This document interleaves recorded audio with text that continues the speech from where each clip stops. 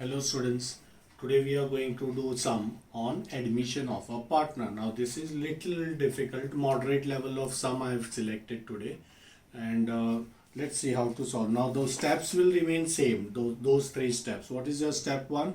You have to read the adjustment and tick inside the balance sheet. So that is your step 1, ticking the items in the balance sheet, which I have done already. Step 2. Step 2 is you have to complete your balance sheet writing one effect in your answer, and step 3 is to do the adjustment giving two effects. So go with these steps, every sum will tally, and you will never make a mistake of that you forgot to record the second effect of the adjustment and all those things, or you have forgot to record one of the item in the balance sheet. Those forgetting things won't happen if you follow the steps which I have guided you. So step 1, ticking, that I have already marked this thing in the question only, and I am going to send you the question. Since this is a big question, not possible to write on the board, what I am going to do along with this video, below the description box, I am going to send you a link. Just tap on that link, you will get the question. You can download it, you can take a printout, and after taking a printout, after downloading the question, then you watch this video so that you understand how question is solved. So question is important, students. You tap on the link, download it, and then you watch this video how the solution is done. Okay, let's continue with the sum. So step 1, as I said, I am done with it, ticking and all. So let's start with step 2. I am going to write balance sheet item first, and from this balance sheet I am going to start with the liability side. Now on the liability side, student, they have given us creditor. There is no tick on creditors, so I am going to write it in the outer column. So write creditors, and amount you will write directly in outer column, 10,000. Next item is employees provident fund. Now I want to explain you, students, what is this employees provident fund. In short, we call it as EPF. Now this employees provident fund is a money which we have to give to our employees when they retire. So it is 100% liability on the firm. So remember, students, employees provident fund is 100% liability. It is not a profit. So don't make a mistake of distributing it among the partners. So employees provident fund, remember this is the amount which is payable to the worker, to the employees whenever they retire. So we can't distribute worker ka money among the partner. That is wrong. So it is your liability. It's 100% liability. So we are not going to distribute. We are going to continue to show this EPF, employees provident fund, in our liability side, 8,000. So remember, it is a liability, not a accumulated profit. Don't make a mistake of distributing it. Then they have given us general reserve. Now general reserve, student, is a profit. What you will do, you will distribute. What is the ratio given to us? 3:2. So I am writing over here, the ratio of old partner is 3:2. Old partners are Subhash and Asha. Tanya is a new partner. Tanya is a new partner.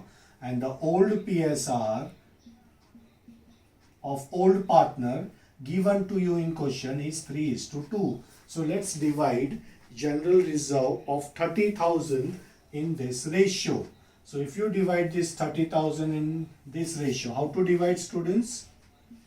Between Subhash, Asha, in the ratio 3:2. Take a total of this ratio, 5. So you will divide it by 5. So if you divide with 5, your answer will be 5 6 are 30. Now multiply this answer 6,000, you will multiply it by 3 and 2. So 6 3s are 18 and 6 2s are 12. And where to write this profits which we are distributing? You will write it in capital account on the credit side, right below the capital balance, by balance brought down. Below that you will write by general reserve. Subhash ka share is 18,000 and Asha ka amount is 12,000. So you will divide general reserve among the old partners. Why you are dividing, students? It is your accumulated profit. So whenever accumulated profit is given, students, you have to distribute among the old partners in the old ratio. Next, they have given us workman compensation reserve. Now what is workman compensation reserve, student? This is also amount which we are accumulating for the worker, but this is not 100% liability. Why? Because compensation you have to give to worker only if there is an accident. If accident takes place in the factory and suppose worker that worker have to be admitted in the hospital, then hospitalization expenses we need to compensate to the worker for those hospitalization expenses. So that's the reason if the event takes place, any mishap happens in the factory, then you have to pay compensation, otherwise not. So let's see in question, have they given us any accident that took place or any liability that we have to pay to the worker for this compensation? Let's check the question. So yes, they have given us fourth adjustment. If you see the question, in the fourth adjustment it says there is a liability of workman compensation reserve of rupees 12,000. So now what you will have to do, you have to consider of this accumulated profit workman compensation reserve, out of this amount you have to keep aside 12,000 as your liability. So let's check. In balance sheet they have given you workman compensation reserve of 15,000, and in adjustment they have given that there is a liability of 12,000. So how much accumulated profit you have? 15,000. But out of that you have to pay a liability of 12,000. Now how to record this, students? You will write liability of 12,000 inside a new balance sheet on the liability side as provision for workman compensation claim. This is how you will record this liability. You have to record this liability as provision for workman compensation claim. And how much claim is there? 12,000. I have to pay this claim to the worker because accident took place, and I have to pay this liability to the worker of 12,000 out of the reserve fund. How much workman compensation fund we have? 15,000 ka. So out of 15,000 we are giving 12,000. We are going to give 12,000. So how much profit left? Only 3,000. What to do with this profit left? You will distribute among the old partner in old PSR. So you are going to write it here by workman compensation reserve, and you have to distribute in this ratio. So how to divide this 3,000 in the ratio of 3:2 divided by 5.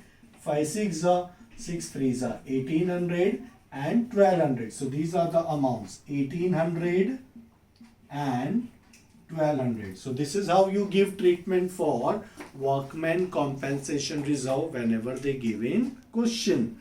Out of the reserve, if there is any liability, record that liability in the new balance sheet, and remaining amount you can distribute. Suppose in question they haven't given any liability, then you are free to use that profit. So entire reserve you will distribute. So depending on the details given in the question, you have to show the effects. So are you clear with these two effects? The claim amount goes in the liability side and the remaining profit you will distribute. Clear? Let's continue. Next, they have given capital balances of the partners. We are going to write it as by balance brought down, 15,000 and 10,000. So these are your capital balances. We are done with the liability side, student. Let's see the asset side now. Asset side they have given debtors. Debtors, there is a tick. So you will write amount of debtors in the inner column, 22,000, and leave one line. Then land and building. For land and building, again there is a tick. So write amount in inner column, 18,000. Also leave one more line to do the adjustment. Next is plant and machinery. There is no tick. So you are going to write this amount in the outer column, 12,000. Next is stock. There is a tick. So you will write this stock amount in the inner column, 11,000, and also leave one extra line for doing the adjustment. Then bank balance, you will write it in inner column. Since the new partner is going to bring capital and goodwill, you are going to add in this. So leave always 3 lines. As I said in previous video also, for bank you always leave 3 lines. And then they have given advertisement expenditure. I want to explain this. Advertisement expenditure is loss. What to do with this loss, students? You have to distribute among the partner, but be careful. Profit we distribute on the credit side and loss we record on the debit side. So you will distribute loss on the debit side to advertisement expenditure. So loss is always distributed on the debit side. Or if you want to remember, you can remember this way also. It's a good trick. Remember nominal account ka rule. Debit all expenses and losses. So since this is loss, you will distribute on the debit side. This is a trick to remember. Debit all expenses and losses. So losses you will distribute on the debit side, and credit all incomes and gains. So general reserve is your profit. WCR, workman compensation reserve, these are all your profits. Credit all income and gains. So profit you will write on the credit side. Losses you will distribute on the debit side. This is a trick which you will use to remember. 5,000. So 5,000, if you, it's very easy. 3:2. So 3,000 goes to Subhash and 2,000 goes to Asha. We are done with the balance sheet, student. Let's start with the adjustment now. Now, as you know, our step 3 is adjustment. We are going to record this 2 times.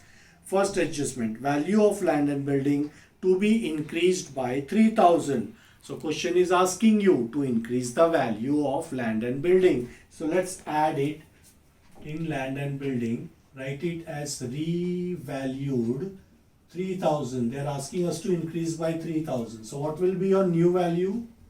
21,000.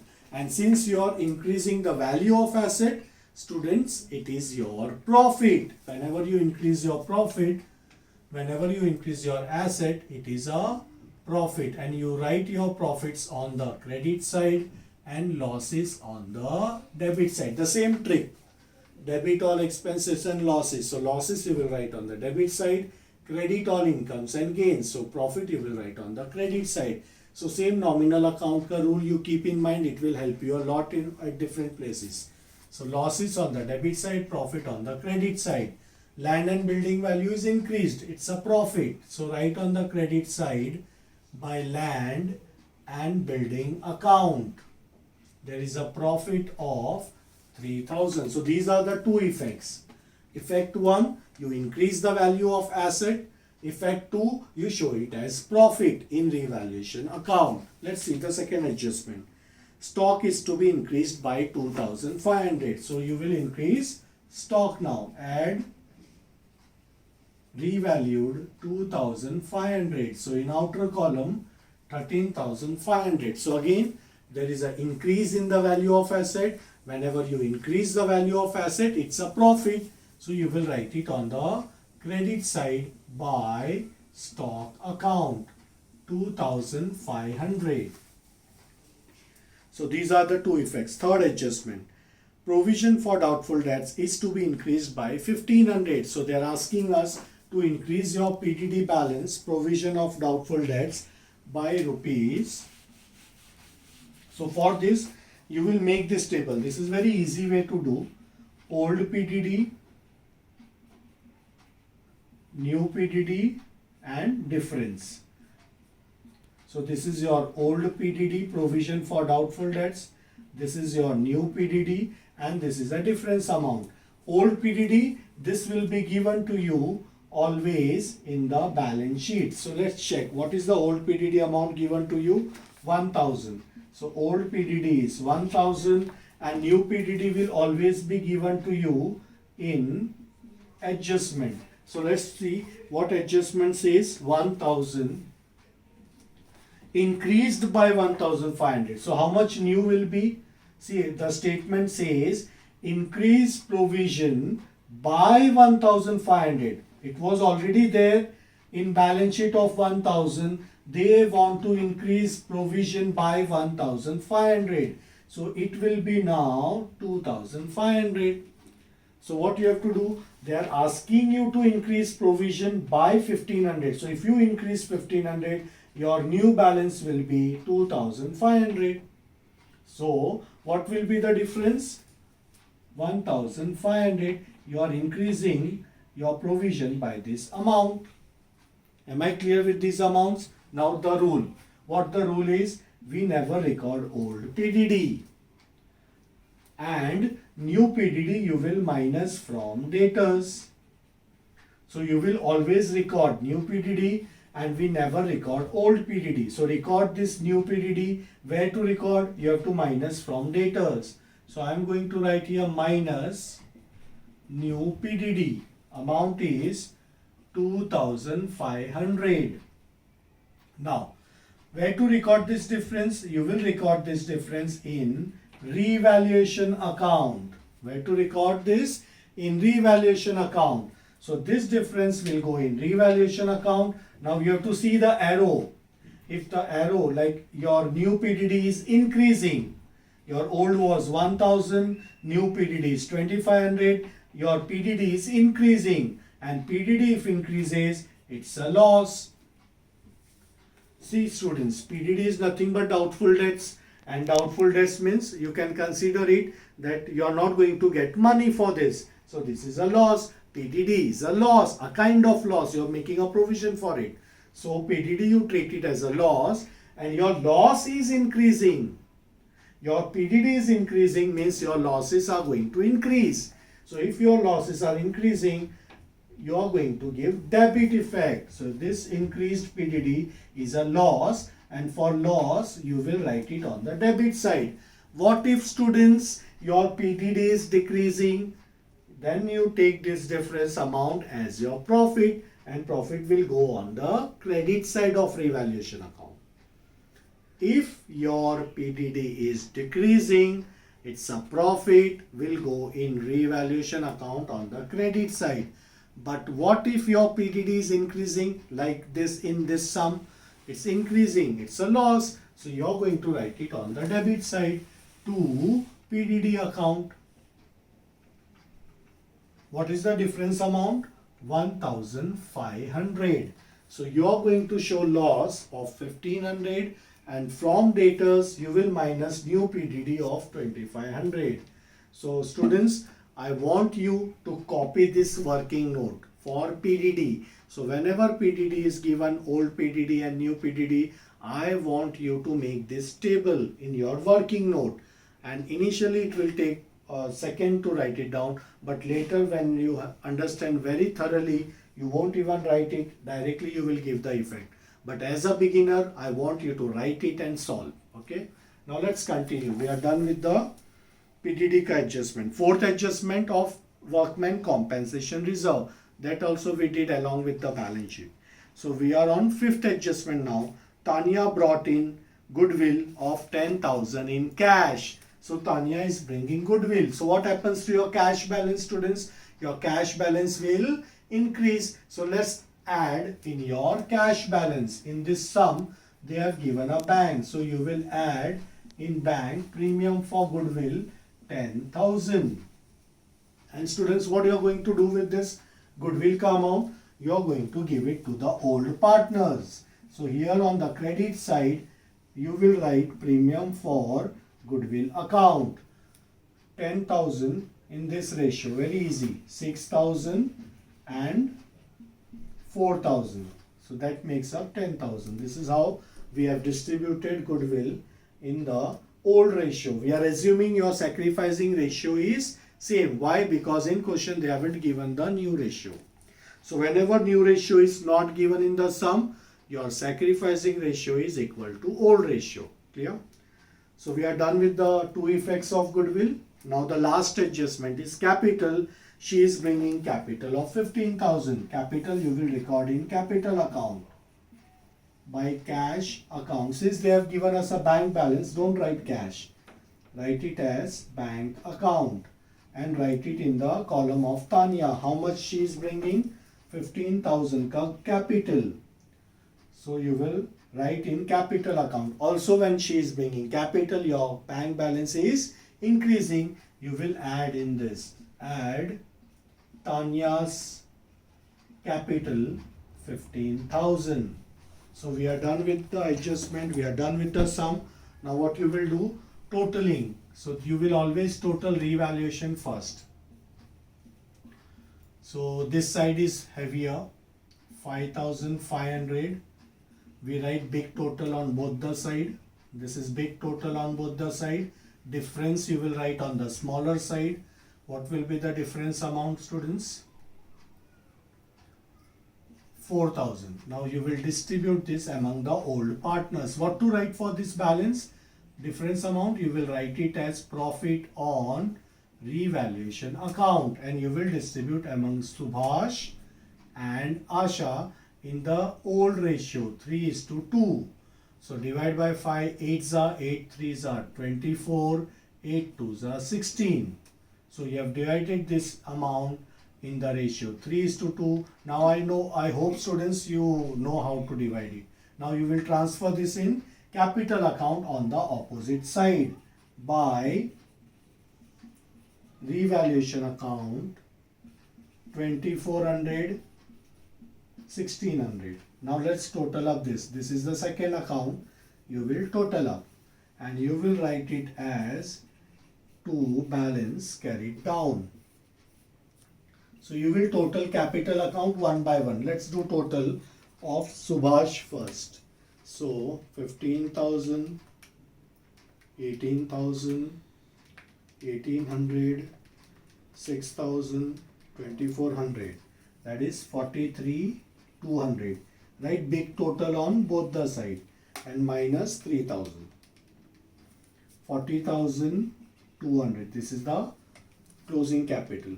Now 22,000, 1,200, 5,200 and 1,600. Total of this partner is 28,800. 28,800 and to minus 2,000 it is 26,800. For Tanya new partner amount will be this only 15,000 and closing will be same, nothing to minus 15,000. Now this balance, capital balances, you will write it on the liability side as partners capital. Write all the three names Subhash, Asha and Tanya.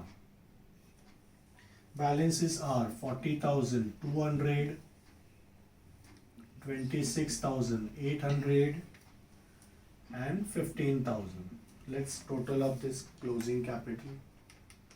26,800,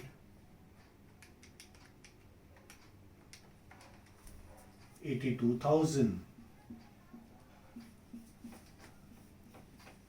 Let's do liability ka total first. 82 plus 10, 8, 18, 18 and 12, 30. So 30,000. 1,12,000.